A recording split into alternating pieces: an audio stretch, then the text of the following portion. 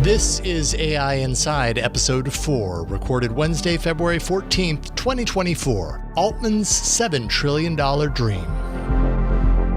This episode of AI Inside is made possible by our wonderful patrons at patreon.com/AI Inside Show. If you like what you hear, hop on over and support us directly. And thank you for making independent podcasting possible.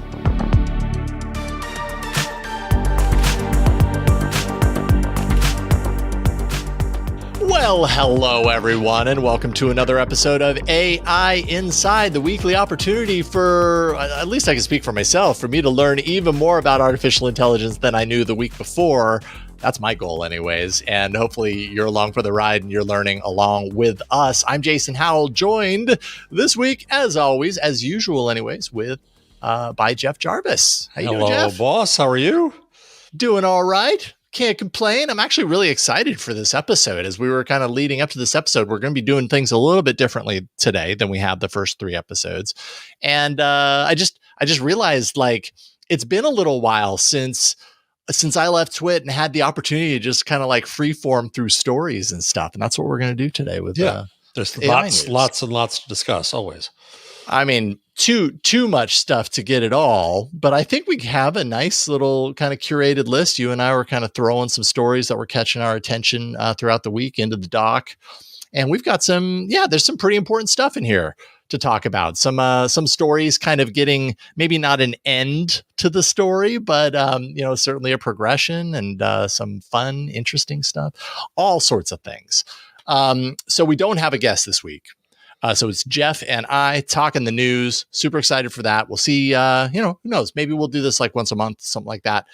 So it gives us the opportunity to just kind of hang out with each other and with you and talk about the news of the day. And then just a little programming note.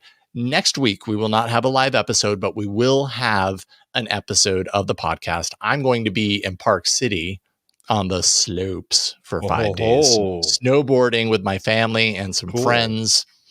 I am so excited. Are you a snow person? Do you like the cold weather and the snow? No. What's that? I'm too clumsy. I have size 12 feet.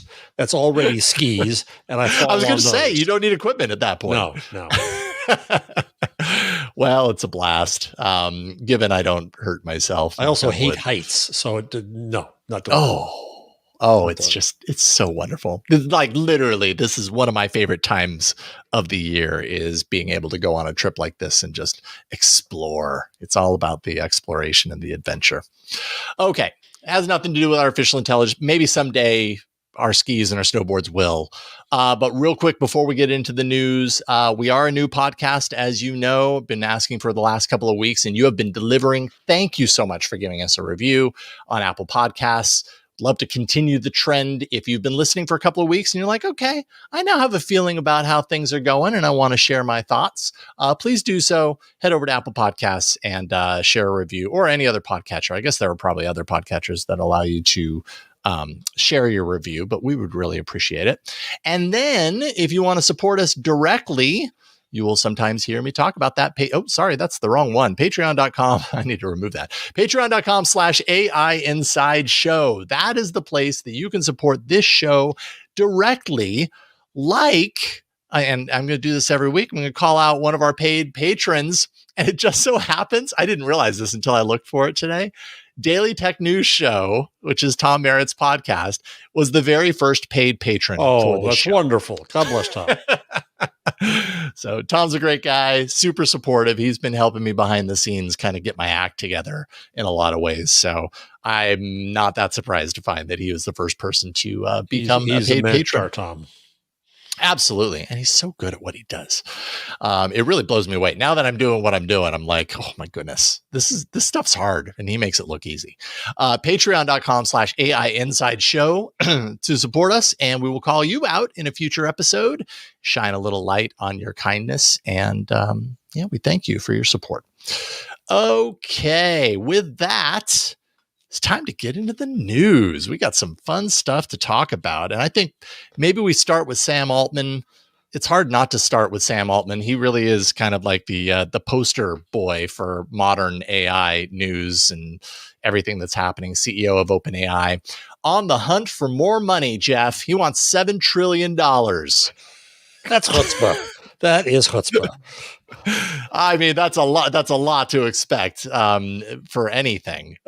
I mean, it's kind of crazy. What do you think about? I mean, what he's saying is we want to boost the building of AI chips and GPUs worldwide, so that we can do as a company, and so that the industry can become what it deserves to be. And I think I've seen AGI floating around all over the place as far as kind of like the ultimate destination. I don't know how true that is, but what do you think? I mean, $7 trillion is an insane amount of money. It's hard to even like visualize and compare that amount of money. Well, as I say, I think it's incredible chutzpah, but that's what Altman has more than anything else. He is Dr. Chutzpah. When you consider that he's not an engineer, he doesn't come from the technology side in that sense. He did startup world and so on, but the audacity that he has is quite amazing. I do think that he's going to be on a popular bent here because there's a need for competition in these chips. NVIDIA just passed Google in total value to a market cap of 1.83 trillion. It trails only Microsoft and Amazon now, I think it is. So that's pretty amazing. And but it's built out of the fact that NVIDIA has a chokehold pretty much on the market. And whatever Altman tries to build will have customers. The question is he the guy to do it? There is a long lag time in terms of building this stuff, the infrastructure to build the chips. I think the Congress and the White House will probably pat him on the back and say, good, build in the USA. And so I think that Altman just proves to be prescient and smart in his PR timing as usual. Yeah. I mean, this is obviously the cost is high on something like this. Like the monetary cost of something like this is high, and I think the point that you made as far as like the amount of time, the lag time between say the beginning of this effort and where we actually start to see any sort of change, we're talking years, I imagine, before any of that kind of outcome starts to materialize. But it also doesn't really take into consideration the energy cost of this sort of thing. Having that amount of production for these kinds of things. I mean, not to mention natural resource draw. Right. I mean, it's just kind of crazy to think about the scale and scope of what Altman is saying here. Not to mention, like you said, is Altman the right person to be drumming up the support? And I think he certainly believes so. And why wouldn't he? He's at the heart of everybody's kind of conversations around this, modern AI moment. He's really the guy that everybody wants to be on the same page with because of what they've been able to do at OpenAI. So, this is a strange thing to say for a show called AI Inside, but I think we have to wonder. When I started with a newspaper company on the internet in 1994, they made separate companies because they weren't sure this internet thing was going to last. Which now, of course, is amusing as hell, especially when you consider how bad newspapers have been online. So I'll repeat the foolishness right now. Who knows when this AI thing is going to last? Obviously, it's going to last. Obviously, it's been around. It's going to be around. There's going to be demand. But I keep on wondering whether generative AI and LLMs are all they're cracked up to be. Is there, in fact, a huge business there? The point is, will that generate the demand for these chips that everyone is anticipating? I think probably yes, but I think there could be a downside surprise here where it doesn't have as much economic impact as people are hoping for. And if that's the case, then investment in that kind of development would go down, then the demand for the chips would go down. Nonetheless, if I were betting and if I were investing and if I had a spare $1 trillion, I'd probably put it in this. Spare $1 trillion, no big deal. We can hope that I got a whole lot of the trillion I have, Jason. I can't give it up. Yeah, true. Fair enough. I'm retired now. I need money. Well, I got to follow in your footsteps because I'm nowhere near even $1 billion or $1 million. So that's it's all relative, right? And I think, what you're talking about as far as like the kind of importance, the long-term importance of LLMs is kind of illustrated, I think, in the next couple of stories that we have here. ChatGPT getting memory and I think I kind of grouped some of these ChatGPT and OpenAI stories kind of together to keep them, in line with each other. But rolling out memory, and when we're thinking, I think the next couple of stories that we talk about are all about agents and personal agents. And, some of this has to do with OpenAI. Some of it will have to do with Google and its news. We'll talk about that in a little bit. But I think at the core of it is, as a user, if I'm going to use these services, I want to know that it's going to be able to provide for me the things that I want. And as a user, I think the most benefit that I stand to gain from it is if it knows a lot about me. Now, that might make privacy advocates wary, of course, if we're given, all of our information to the purpose or to the extent that these services know us almost better than we know ourselves, so that they can be really useful to us when we need them to. But that is, I think, setting the privacy stuff aside, that is, I think, what general users would like out of systems, if they could keep that privacy thing, adhered to in some way, shape, or form. And I don't know if both of those things are possible kind of side by side, or if we have a really great solution. But at least here, ChatGPT is gaining the ability to remember things about you, either things that you tell it, like remember that I like the color blue, and then in future conversations or threads that you have with ChatGPT, it'll keep that in mind and apply it when it's appropriate. Or it will learn these things about you that'll be helpful to future queries. And I don't know. I think when we're talking about personal agents, I feel like that's a necessity. What do you think? Yeah, I'm surprised it hasn't happened already. I think that me too. Enter into a discussion with one of these bots, and they have a task. They're trying to do something, and then they've got to start all over again the next time.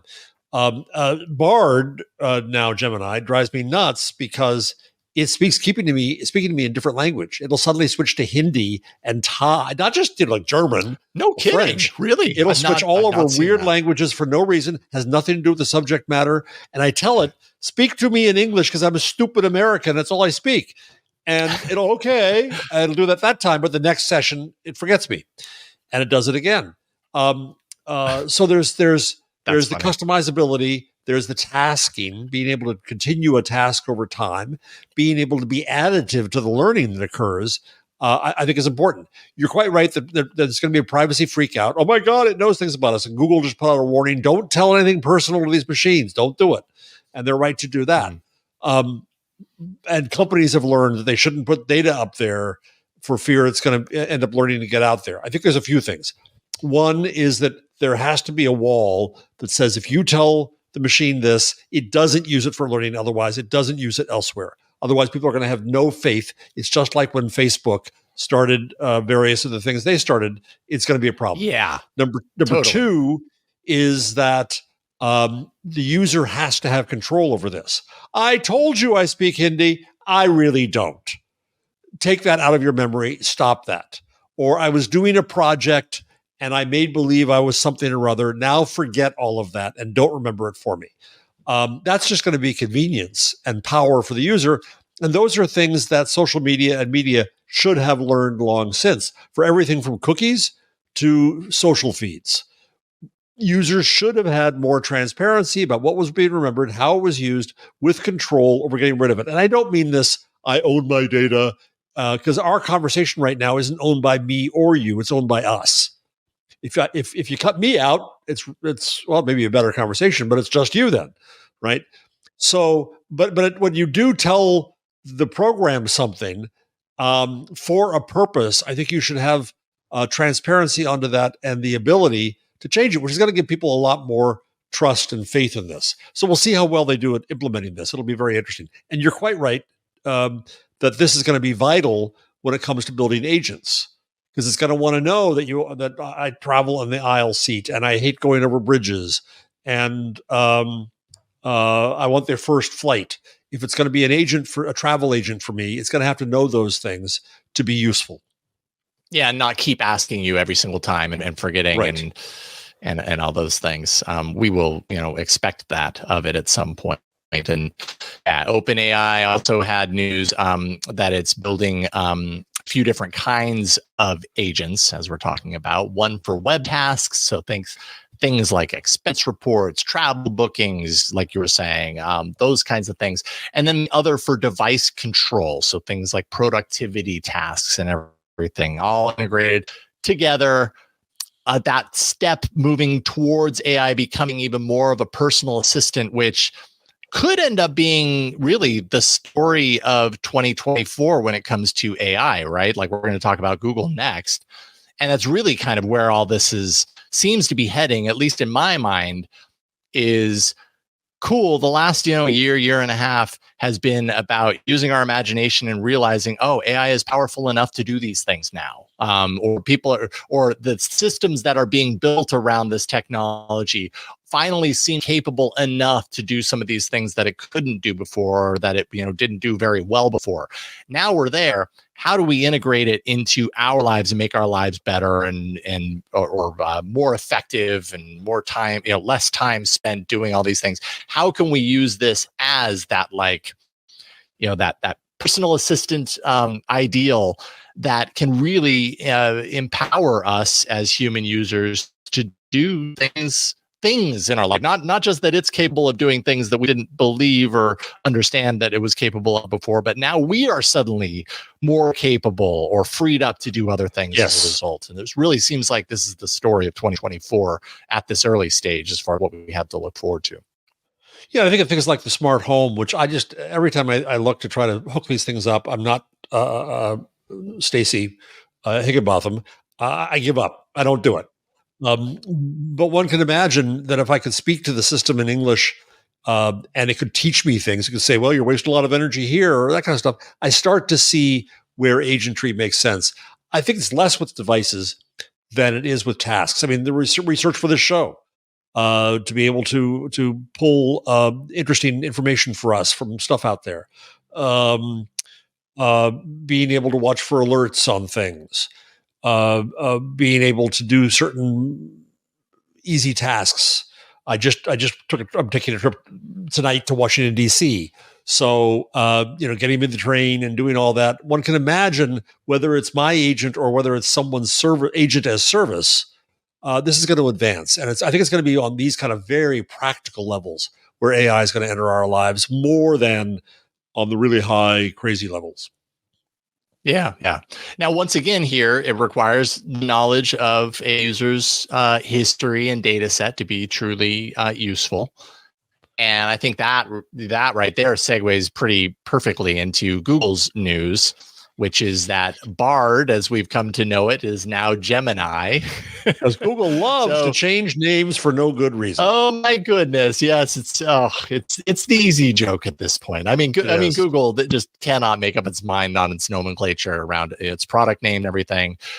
But, so Assistant, if you were using Assistant on your devices, that's essentially being replaced by Gemini. They actually released an app for iOS and for Android for Gemini. And if you install it on Android, it replaces the Assistant kind of gesture or the ways that you would summon Assistant on your phone, and now summons Gemini. And I think there are some features that Gemini does that doesn't do that Assistant did. So, you might either love the change or hate it because now suddenly things don't work the way you expected them to. But this is really the direction Android user. Google do you know how to install it? Have you installed it yet? Install Gemini? Yeah. Oh yeah. I installed it. I mean, it's just an app through the Play Store. And once you install it, then it kind of overtakes the actual kind of ways that you summon Assistant, if I'm not mistaken. I searched on Gemini. I don't know. I should have searched on Gemini. There it is. Yeah, like I can show, this is my home screen of my phone. If I do the swipe from the corner in, instead of getting Assistant, now I get the Gemini pop up, and it's, of course, it's transcribing everything that I say, and it would be really funny to see what it actually comes back with from my last sentence. But anyways, Gemini being there to replace Assistant in all places is not quite there yet. So you still have your Assistant in your earbuds and in your car if you have Android Auto and that sort of stuff. But that's just kind of one part of the announcement. They also announced Gemini Ultra 1.0, which they called the largest and most capable AI model. It competes directly with GPT-4 when you're talking performance benchmarks. And this ties back to what we were just talking about as far as knowing a user's online history and data set. It's going to work with YouTube, Maps. Soon it's going to be working with workspace apps like Gmail, Docs, Sheets, everything. I mean, even with just the app, which I realize isn't Ultra, but just the app, I asked it about my trip that's coming up next week. We're going to Park City, Utah to go skiing. And I was like, I'm looking for details about my trip. And I know that I've got, multiple emails, multiple different people. There's like 3 different families going. Some of those conversations are about you owe this much for it because you're only staying 4 nights versus 6 nights for the rest and everything. And it pulled back this summary from like all of these conversations that I've had in email with all these different people that was incredibly useful. It was like, oh, wait a minute. So this is the beauty of a system like this, knowing all these things, which is going to make some people nervous. But instead of me having to open up my email and do a search, open up a notepad and move pieces of data over and everything, it just kind of did it for me. And it wasn't perfect, but it was pretty darn neat as a starting point. So, very cool. Alan asks in the chat, why doesn't Gemini and Notebook LM merge? And when I saw Stephen Johnson, the Notebook LM that he showed me at the time was on both versions of Gemini. The one we'd already seen over the last, otherwise known as Gemini, I guess. What I don't know, I forgot what it was before Ultra. Gemini regular was in there. So that's what he was showing us, but he said he had also seen it with Ultra and how much more amazing it was. So yes, it is going to be, I wouldn't say merge, it's Gemini is going to power Notebook LM. And I think that's going to be interesting to watch. So the deal is you can sign up for Gemini today in the US. I'm sorry that I think it's, who is it? Tay says you can't get it in the UK. Sorry, Mike. I know, wrong accent. But you get it free for 2 months, and then it's $19.99 a month thereafter. I'm still at the point, and I need to do it for the show, but I'm not sure that I have uses to put it to for $20 a month. I mean, transcripts, yeah. Yeah, I mean, really at this point, they're all like $20 a month. This is what I've noticed in my short time of being self-employed, is that every service that's going to solve your problems is $20 a month, and it adds up really, really quick. And that is definitely the case for these AI services like Perplexity. That was part of the reason why I bought the Parrot, because it came with a year of Perplexity Pro, and I was like, okay, well then it's kind of like it's essentially like I'm buying a discounted version of this particular AI system and getting some hardware for free. Depends on how you look at it. But they all cost that $20. And I guess the question at the end of the day is, does that $20 give you a system that integrates with the things that you're already using so well that it makes the other services not nearly as appealing? And I could see that working for a lot of people when we're talking about Google and its suite of apps that people do rely on well. Is Google doing an effective job of implementing it, or rather integrating these services, the AI services, into their products in a way that is easy, that creates less friction for users to do some of these advanced things that they might want to do once they realize they might want to it, and I think, and it sounds like that would be part of where you're at right now. And I think it's a challenge that a lot of people have. I know last night on All About Android, Ron Richards was kind of saying the same thing. He got the Perplexity, he got the Parrot as well, and Perplexity service, and he's like, I have no idea what to ask this thing. Yeah, and it's like it takes a while to kind of get that part of your habit, your ritual of opening this instead of opening, say, a Google search box. Yeah, and well, I mean, it depends too on what you're used to. The one time in my career that I had an assistant when I was the founding editor of Entertainment Weekly, I didn't know what to do. Like they said, you had to have one, and she's very nice and very smart and great. But I was so used to doing things myself, and when I worked for Steve Newhouse at Advance, who's now the chairman of Advance, it's a huge company and all that. They had to give him an assistant to train him how to have an assistant. So I think that it's almost the same with these devices. If I had a job where I was checking marketing data or things like that, I could imagine saying that I'm going to use these tools for a specific task. But just in life, it's really hard to. And it is interesting that on search, Bard, now Gemini, on Google keeps coming up, and I am reading it more. I am taking advantage of the summary it gives me, but I'm also always concerned whether it's getting it right. Yeah, I think at the end of the day, it's going to be really interesting as we head into this year, especially with Google, because I am an Android user and I am very curious to see how this develops into their new hardware near the end of the year. But I'd be really curious to see how much of an impact this has. I have to imagine things like this have more of an impact on a user than, say, the thermometer that was included on the Pixel 8 Pro. You know what I mean? Yes. Like when we're talking about features, this seems at least a little bit more useful. But can we kind of trust what it comes back with? I think at the end of the day, I'm just always, with any of these results, assuming that I need to double check it, like always kind of checking the work of the AI. That's just part of my process. I think so. Only smart. Yep. Yeah. Which we should do with human beings and social media too. The burden is on us. It's right. Exactly. It's not a horrible thing to ask that people take responsibility for the things that are really important in their life. And, I think there's the desire to relieve ourselves of the shackles of needing to do some of that work. But I think at the end of the day, it's important that we continue to kind of keep our humanity involved in the process. And we're actually going to talk a little bit about that a little bit later. Guardrails. You put in a couple of stories here about guardrails, and I'm super curious about this. Tell us a little bit about this AI bill. I'll take the lead on this one. Mm-hmm. So there's an AI bill in California because politicians got to politic and regulators got to regulate, trying to argue that there should be safety regulation for AI, which sounds appealing, right? So State Senator Scott Wiener, a Democrat who represents San Francisco, would require, according to the Washington Post, companies training new AI models to test their models for unsafe behavior, institute hacking protections, and develop the tech in such a way that can be shut down completely, according to a copy of the bill. I'm reading there from the Post. Well, that sounds good, but I think it's a fool's errand because what it presumes is the model maker can anticipate every bad use that any malign jerk could try to put to their program. And I think it's an impossibility. Sure, you want to eliminate the obvious. No Nazis, no AI, don't make a Nazi symbol if you're asked to, so on.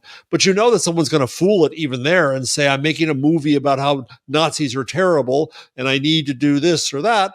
And the guardrail might go down and people are going to see that as a challenge. So they will be used badly.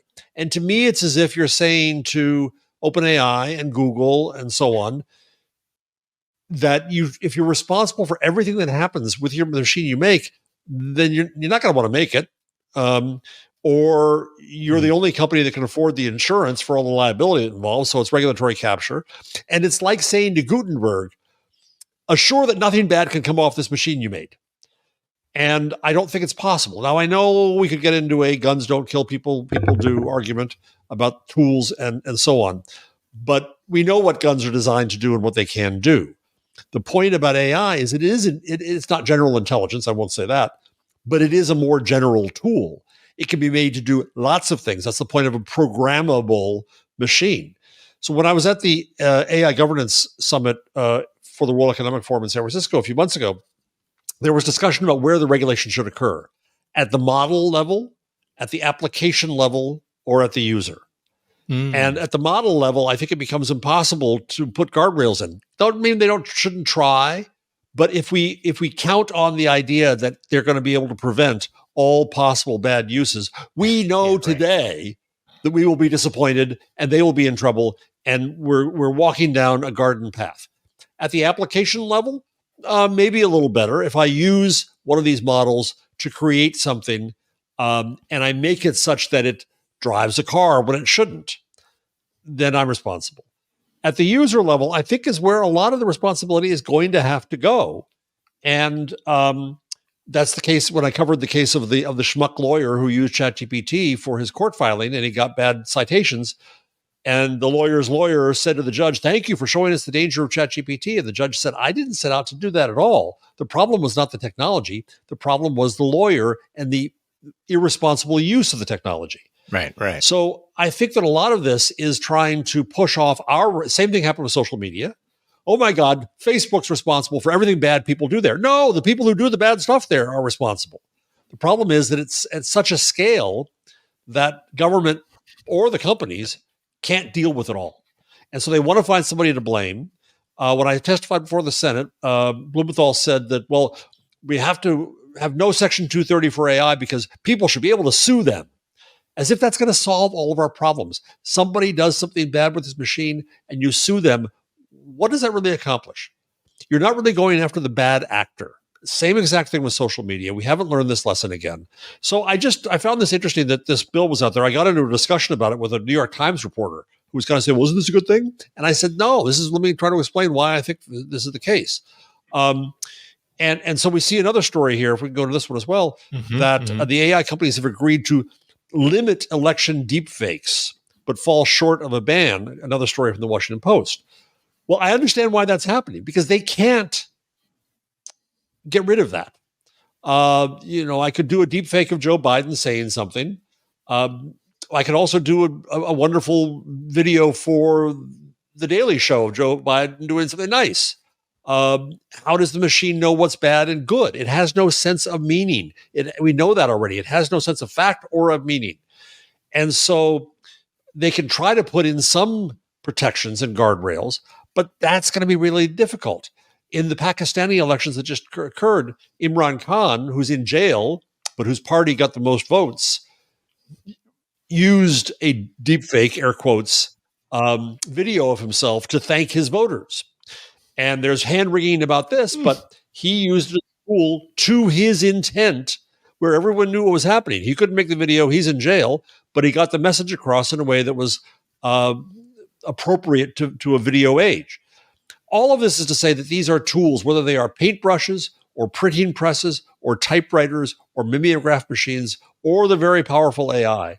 If we think that we can get the machine maker and the technology to solve problems, that's just as foolhardy to think that we can get them if we think they're responsible for causing problems, all the problems, it's also foolhardy to think that they can solve them.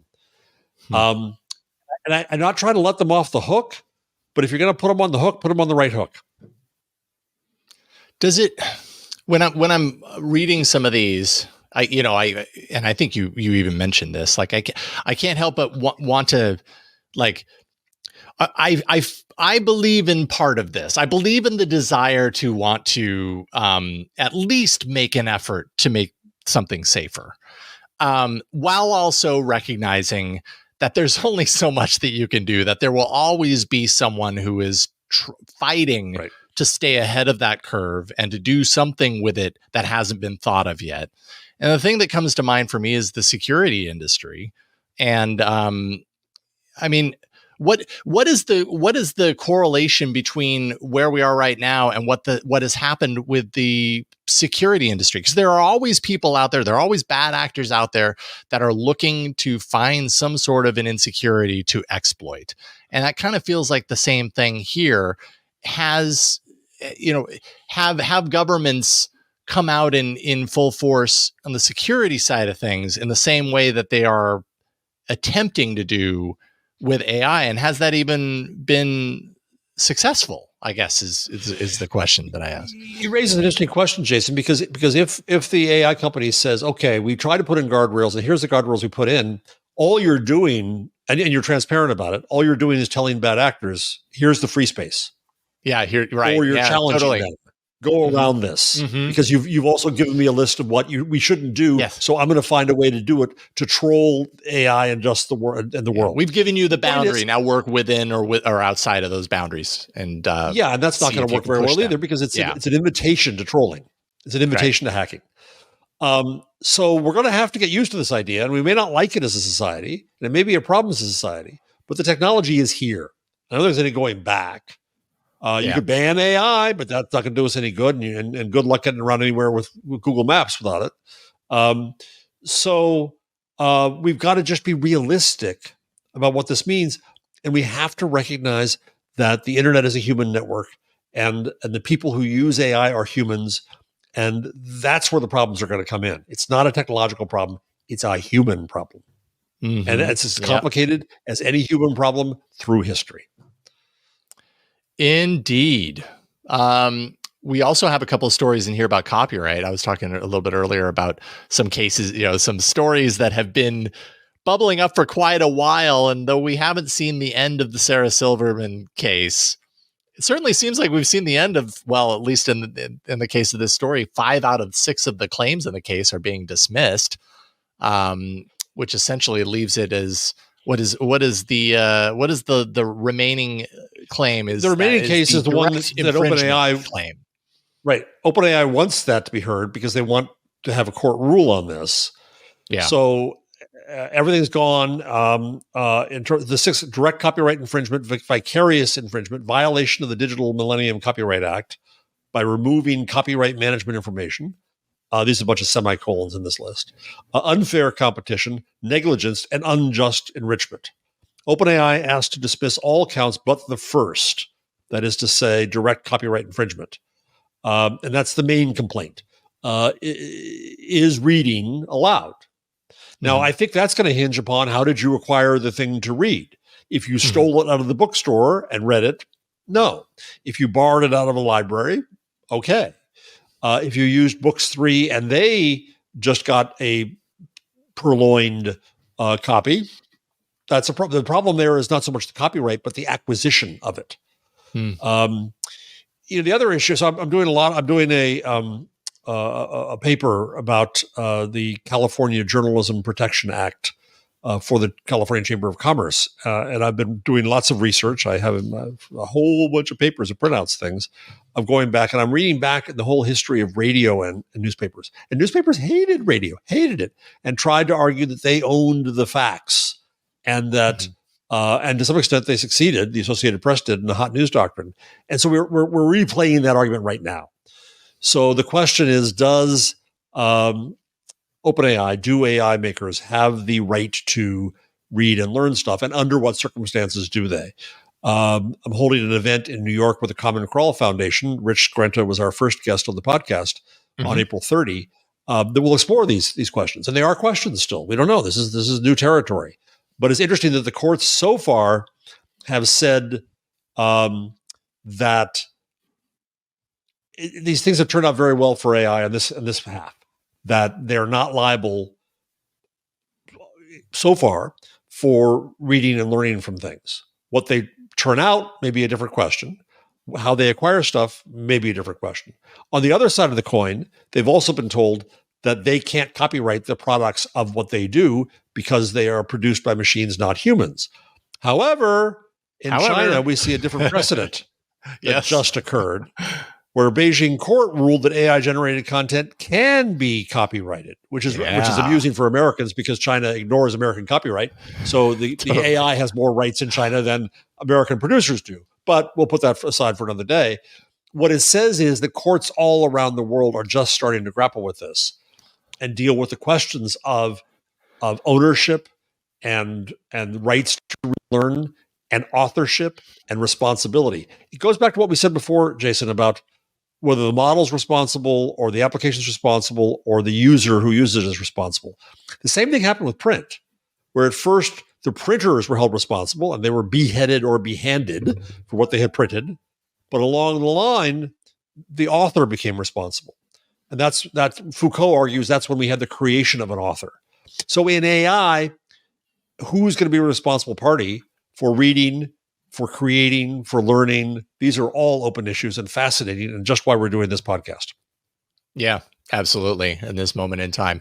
I think it's interesting. The plaintiff in that Beijing court case created an image using Stable Diffusion, then sued a blogger for using that image without permission. That was in a post on Baidu.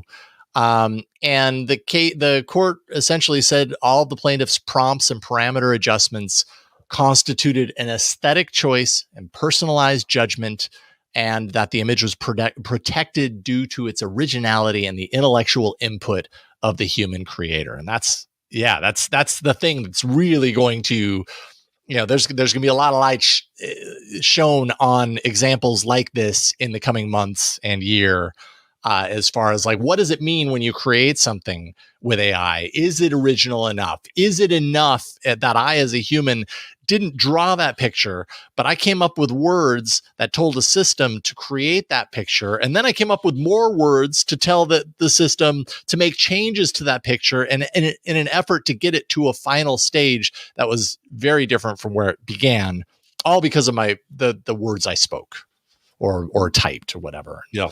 Is that enough? Is that transformative enough? Does that constitute an original thing that I've created? We'll see. And who gets the credit? Yeah. Does the programmer of the AI or the person who prompted it? Yeah, indeed. Or no one. I know we're running close to time for you, and some of these stories we might not get to, but I definitely want to get to this op-ed in the New York Times that you put in here. I'd love to hear you kind of set this up because I thought it was fascinating. So this was a nice way to wake up this morning. So I've been working on a new degree program, which I haven't really announced or done anything about yet, but basically in internet and AI and the humanities, arguing that we have to bring the humanities and social sciences back into the discussion, that the internet is not a technology, it's a human network, and that the issues we have to deal with are human issues. I said it already in the show. So we need other disciplines that know about this: anthropology, ethics, history, sociology, community studies, design, arts, and so on. So I woke up this morning and I read an op-ed in the New York Times by Anish Raman, who's a vice president, I think, at LinkedIn, a workforce expert, and Maria Flynn, who's the president of Jobs for the Future, who are arguing very persuasively here, and I thank them very much, for the idea that especially as AI can program, all of this emphasis on teaching everybody to be programmers and to get computer science degrees may not be strategically the wisest way to go. At the same time that humanities degrees and programs are suffering, college after college are getting rid of the humanities. And it's the wrong way to go, because as they say in here, the technology is going to be the easy part. The hard part is going to be dealing with humans, is going to be communications and relationships and understanding all that. So how do we train the future leaders of the internet, which means the whole world, on it? I think we've got to emphasize humanities and social sciences. And I was really glad to see this. And what's great about it is that LinkedIn, Anish Raman, has the data from LinkedIn to show what are the skills that employers are asking for. And communication, he said, is already the most in-demand skill across jobs on LinkedIn today. And even experts in AI are observing that the skills we need to work well with AI systems, such as prompting, are similar to those skills. And Jason and I, in one of our early efforts of this show, talked to an AI executive who said that English is the most important programming language in the world today, and I hope other languages join that. So I think that we move from a technology-based world to a humanities-based world, but everything we're doing, all the educational priorities, the policy priorities, the funding priorities are still going to stem in a post-Sputnik world. And the irony to me is that AI reverses Sputnik and the internet reverses Sputnik and says it's not all technology, people. We've got to do other things. So I commend you to this New York Times op-ed from today. Thanks for the chance to say that. Yeah, absolutely. Like, I was inspired by it because, I thought, like our interview with Sven Sturmer-Thalo on episode 2, the op-ed really did a good job of exhibiting kind of like the hope and optimism around AI serving us instead of replacing us. And I think that's something that we need more of. If we look at it through that lens, then we get to a really cool place. I also, when I was reading this, and it's talking a lot about these like human skills that are required, that are demanded of us, and that are kind of in some ways honed by the work that we're doing with AI right now. And it just kind of reminded me, the more that I work personally with LLMs to do certain things, the more I actually realize that I need to treat that conversation as if I'm talking to a person in order to get the results that I'm looking for. And what really occurs to me about that is, by doing this, I'm actually learning how to manage other people. I'm actually learning kind of to a certain degree, it's like a tool that allows me to explore what it's like to work with someone. Now, I realize it's a machine, it's not a person, but it's some of the same tools are used in order for me to get that LLM to do what I need that would be used if I had a person that was my personal assistant, that I was like, that is here to help me. And it's like that person is waiting for me to give them clear communication about what I need, how to effectively translate my needs to that person, to that human. And this is a tool that's really, in some ways, helping me kind of practice those skills in that natural English language approach. So that's kind of what kind of inspired me about that op-ed. I thought it was a really great read. I want to add this quote from that they quote from Manoush Shafiq, now the president of Columbia University. In the past, jobs were about muscles. Now they're about brains. But in the future, they'll be about the heart. I hope. Like that. I think we need a lot more of that.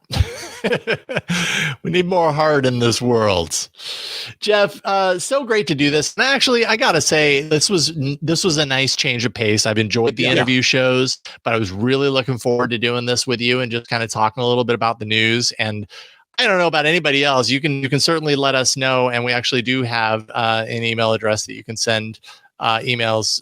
If you go to AIinside.show, there is a place on the page for you to send some feedback. And I think contact@AIinside.show sends an email to us as well. Let us know what you think, because this episode was a little different. It was just a little bit more of a kind of discussion around news items. And I don't know, I really enjoyed it. So thank you. I did too. I think there's so much that's deep to get into. And what was great about the way, we threw some links in, and I'm not organized and Jason's organized. So he gave it an arc, because there are these issues that cut across these events, and we're going to come back to them again and again. And it's with things like copyright and responsibility and safety, and trillions of dollars are all going to come back into this. So it's this. I'm really glad we're doing this show, Jason. I think it's fascinating stuff, and I learn every time. Me too. That's selfishly, that's my overarching goal here is, of course, I want to do a show with you, Jeff, and I want to do a show that people enjoy. But at the end of the day, the most important thing for me is I want to know more about artificial intelligence. And this is the vehicle with which I'm doing that. And along with you, I learned so much from you, Jeff. What do you want to plug? Where do you want people to go to see what you're up to? I guess just Gutenberg.com, where you can get codes for both my books, Gutenberg Parenthesis and magazine. Excellent. Thank you. This was a lot of fun. You can find me at yellowgoldstudios.com. That's just a link that actually takes you to the YouTube channel where you can find the video version of this show. I have some, I kind of have the next phase of my plan in the works, where I'm going to start doing product reviews and stuff directly for the YouTube channel. So yellowgoldstudios.com, or you can just go onto YouTube and search for Yellow Gold Studios, all one word, and you will find it. And you'll see some of my reviews coming up. I'm messing around with my studio and getting things in place, and I'm really excited for it. So check that out. We do the show usually Wednesday. This week we're doing it on a Wednesday, normally at 11 a.m. Pacific, 2 p.m. Eastern, which you can watch live if you go to that YouTube channel that I just told you about. And next week, however, we do not have a live show.